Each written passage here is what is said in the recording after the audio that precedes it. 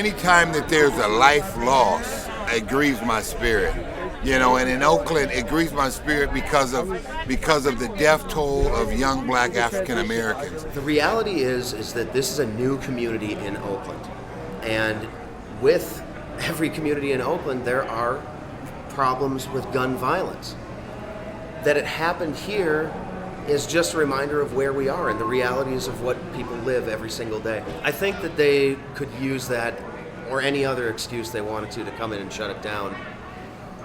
But it's dishonest in the extreme to say that this is commonplace and this kind of activity is commonplace in the camp.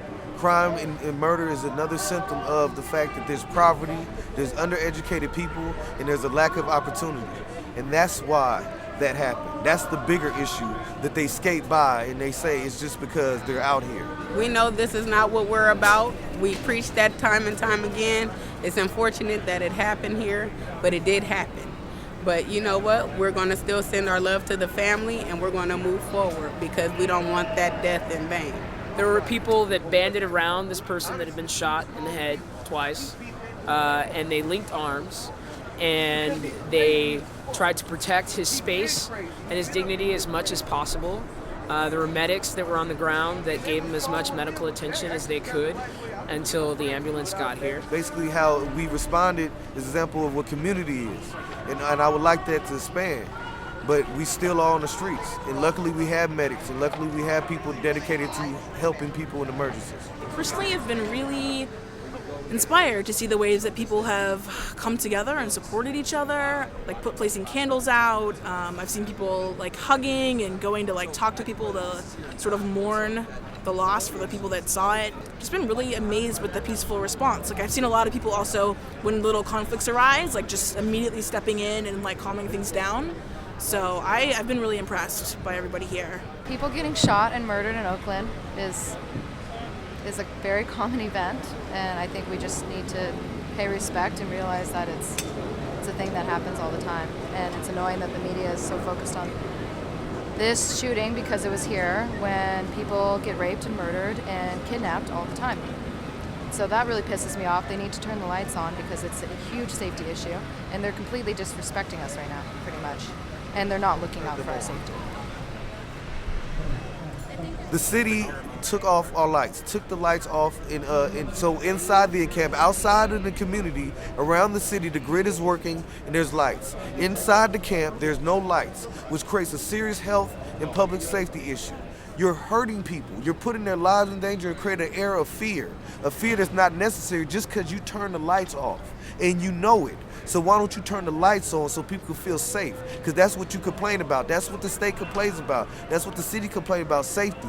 No lights in this encampment is a safety issue, and people will get hurt if you don't turn them on. There has been safety and health issues as far as the lights being on around the camp in order to see and know what's going on. How contradicting is that? You're concerned about safety, but yet you have cut the lights off in one of the most vicious cities in America.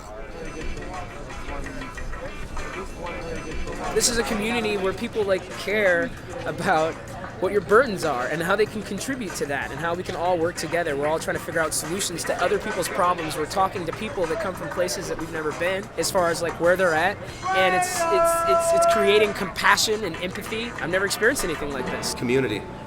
One of the things that's missing in our society is any sense of tribe. And when we come down here and we meet each other and go face to face and talk about these difficult issues, you find out that people that you never would have thought about before have a whole lot to say to you, and it's important just to listen. That's what I get out of it, is a sense of community and tribe. Occupy Oakland has truthfully given me value and able to use all my skills. My conflict resolution skills is being a bouncer, my intellect is being in the military, my entertainment skills is being to be able to host and know how to conduct parties, my social interaction. Everything that I do on a normal basis has been enhanced because I'm able to use all my skills and deal with people. I'm able to have intelligent conversations. I'm able to help people that don't normally get help. I'm able to mentor young men that didn't have no father figure or brother to look up to.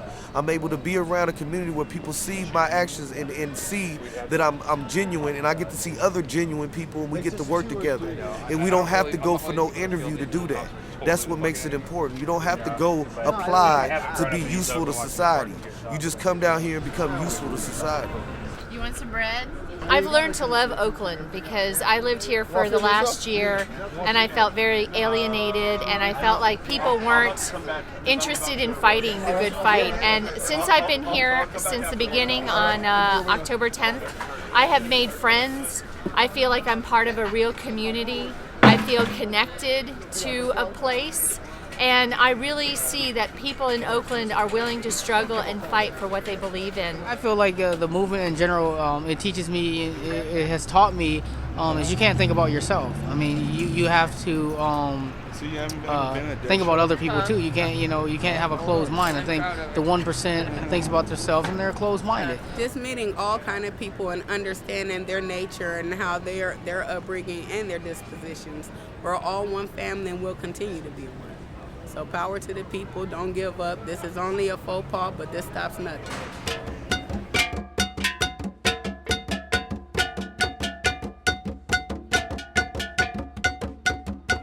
Don't be dismayed by what they hear and what they see from the outside.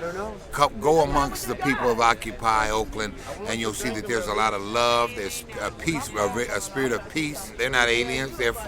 They're hardworking Americans. They're your daughters, they're your sons, they're your fathers, they're your husbands, they're your wives, they're your family. Try to come. Don't let this disparage you from coming, because you'll see what more beauty that we have inside than all the casualties that are going on the outside. You basically don't show up, you lose out on an experience. So I encourage you to get that experience, because it'll help you in the long run and in the future of what's going to happen to this country. To people that have never been here, I say that before you let the news guide you and let public opinion sway you, come down here, come to a GA, have a conversation, come to a meeting, and actually talk to some of the people here and see if it fits and if it resonates with you. This is about your heart, so if you feel it in your heart, do it. If you don't, go home and watch it on the news, or help, send support, cook some food, throw an event. Have your group come down, have your social network come down here and experience this, because it's about you. It's about understanding that we're all here together and there's a small group of people that control a lot. So if we all come together, we control the whole world.